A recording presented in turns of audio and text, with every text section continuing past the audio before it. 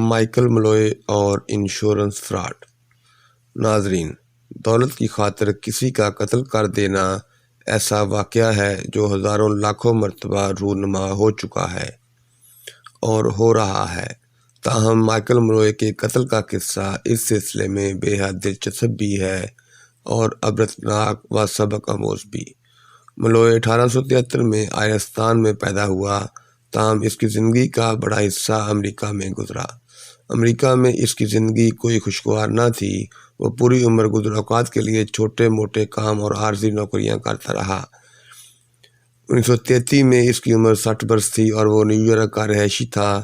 وہ ایک بے گھر اور شراب نوش انسان تھا جو ہر ممکن طریقے سے چند پیسے کما یا مانگ کر پھر انہیں شراب پینے میں اڑا دیا کرتا تھا۔ ایک روز وہ ایک چھوٹے سے مقامی شراب خانے میں حسب معمول شراب نوشی میں مگن تھا کہ وہاں موجود 3 لوگوں کی توجہ اس کی طرف مبذول ہوئی جو خود بھی وہاں شراب نوشی میں مگن تھے، اور یہ 3 تھے: ٹونی مورنیو بار کا مالک اور اس کے 2 دوست ڈینیل اور فرانسس۔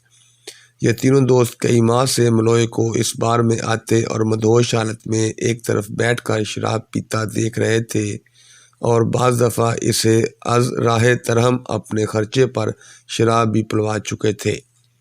لیکن فرانسس کے دماغ میں ملوئے کو لے کر ایک خرافاتی منصوبہ چل رہا تھا، اور وہ تھا تنہا بوڑھے اور بیمار شخص کی موت کے ذریعے ایک بھاری رقم کما لینے کا۔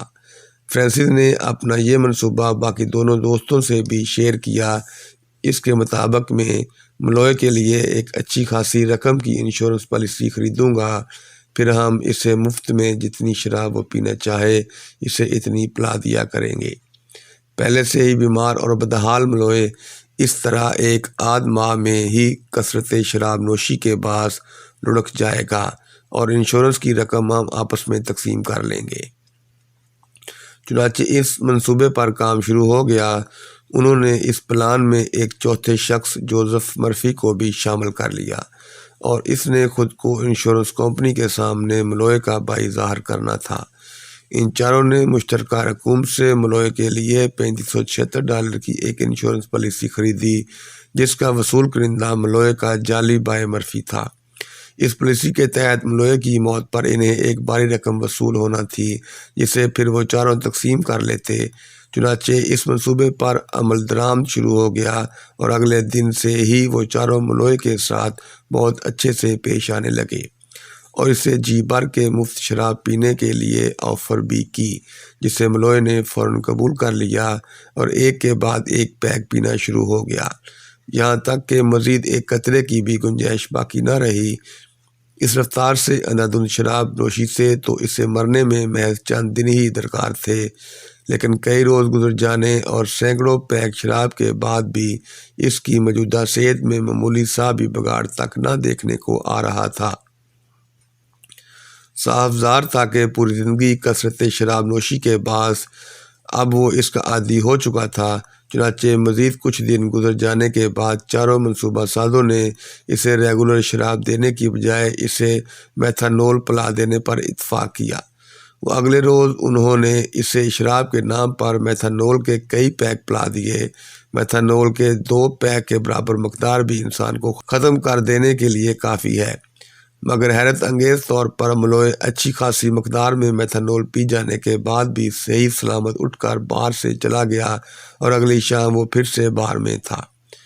بری طرح سے جھنجھلاہٹ کے شکار چاروں منصوبہ سازوں نے اب کی بار اسے کچھ خراب بوجھ کے ایوسٹس میتھانول میں پکا کر کھلا دیے، لیکن وہ مرنا تو دور اس کا معدہ تک خراب نہ ہو سکا۔ اگلے روز انہوں نے اسے سڑی ہوئی سارڈین مچھلی سے بنے سینڈوچز کھلائے کہ وہ فوڈ پوائزننگ کا ہی شکار ہو جائے، مگر یہ کوشش بھی لا حاصل رہی۔ وہ ابھی بھی روزانہ باہر آتا اور کئی گھنٹے اچھی خاصی مقدار میں شراب ڈکوس کر صحیح سلامت واپس چلا جاتا۔ ایک طرف ان چاروں ساتھیوں نے اس کی لائف انشورنس پالیسی خریدنے میں اپنی بھاری رقم خرچ کر ڈالی تھی، تو دوسری طرف ملوئے روزانہ کی بنیاد پر شراب کی مد میں ان کا اتنا خرچہ کروا رہا تھا کہ وہ ہر گزرتے دن کے ساتھ مالی طور پر مزید سے مزید تنگ ہوتے چلے جا رہے تھے۔ تنگ آ کر ان چاروں نے شراب والا طریقہ کار مسنوخ کر کے کسی دوسرے طریقے سے اسے ٹھکانے لگانے کے بارے میں سوچنا شروع کیا، اور نئے منصوبے پر اتفاق ہو جانے کے بعد ایک شدید سرد رات میں وہ چاروں اسے ٹن حالت میں کار میں ڈال کر کافی دور لے جا کر کھلے آسمان تلے برف باری کے دوران ڈال آئے تاکہ وہ ٹھٹر کر مر جائے۔ لیکن ٹھیک اگلی شام ملوئے پھر سے بار میں پہنچ چکا تھا اور مزید شراب کا طلبگار تھا۔ اسے شراب فراہم کرنے کے بعد پھر سے چاروں دوست اس مسئلے کا کوئی حتمی حل نکالنے کی گفتگو میں جت گئے۔ چند روز بعد ایک رات ان میں سے ایک دوست نے ملوئے کو اپنی کار سے ٹکر مار دی کہ جب وہ بار سے واپس جا رہا تھا، اور اگلے روز ملوئے بار میں نہ آیا۔ خوشی اور اطمینان کی ملی جلی کیفیت کے ساتھ انہوں نے باری باری تمام مقامی ہسپتالوں اور مردہ خانوں میں فون کر کے گزشتہ رات کسی 4 حادثے کے بعد لائی جانے والی لاش سے متعلق استفسار کیا، لیکن ہر جگہ سے انہیں نفی میں ہی جواب ملا۔ اور 5 دن بعد ملوئے پھر سے بار میں تھا، محض اسے کچھ پٹیاں لگی ہوئی تھیں جو کہ اس کے زخمی ہونے کی غماز تھی۔ فرسٹریشن، غصے اور مایوسی کی ملی جلی کیفیت میں ابل رہے دوستوں نے فیصلہ کیا کہ اب کی بار وہ ملوئے کو تبھی چھوڑیں گے جب اس کے دم توڑنے کا یقین ہو چکا ہو۔ وہ چاروں پہ در پہ ناکامیوں اور باری مالی خسارے کے ساتھ ساتھ مستقبل میں مکمل کلاش ہو جانے کے خوف تلے اب نئی پاگل پن کو پہنچ چکے تھے۔ فروری 22، 1933۔ اس رات جب ملوئے شراب نوشی ختم کر چکا تو وہ اسے مدہوش حالت میں مرفی کے کمرے میں لے گئے۔ وہاں انہوں نے اس کے منہ میں ایک گیس پائپ ڈالا اور اس کے منہ کو کپڑے کی مدد سے سختی سے باندھ دیا، اور اب کی بار ملوئے جانبر نہ ہو پایا۔ 1 گھنٹے کے اندر اس کی موت ہو چکی تھی۔ آخر کار ملوئے کو مار ڈالنے کے بعد جب مرفی انشورنس کی رقم لینے کے لیے کمپنی کے آفس پہنچا اور اس نے کمپنی کو اپنے بھائی کی موت سے آگاہ کیا، جب کمپنی کے نمائندے نے اس سے پوچھا کہ ملوئے کی موت کیسے ہوئی تو وہ بری طرح سے بکھلا گیا۔ اپنی فرسٹریشن میں وہ چاروں بھول گئے تھے کہ انشورنس پالیسی حساسی موت سے متعلق تھی۔ جب مرفی کمپنی نے نمائندے کو کوئی تسلی بخش جواب نہ دے سکا اور بکلاہٹ کے عالم میں بار بار بیان بدلنے لگا اور گھبراہٹ امیز رویہ اختیار کرنے لگا تو نمائندے نے مشکوک ہو کر پولیس کو طلب کر لیا۔ ملوئے کی لاش مرفی کے کمرے سے برآمد کر لی گئی۔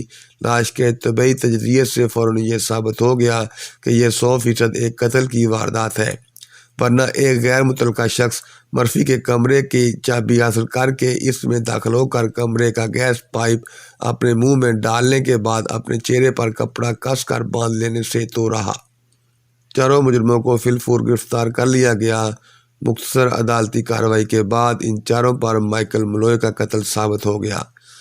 چاروں جو برقی کرسی کے ذریعے موت کی سزا سنا دی گئی، اور اس طرح اپنی حرص و ہوس کی بدولت وہ چاروں اپنی دولت اور سکون کے بعد جان سے بھی ہاتھ دھو بیٹھے۔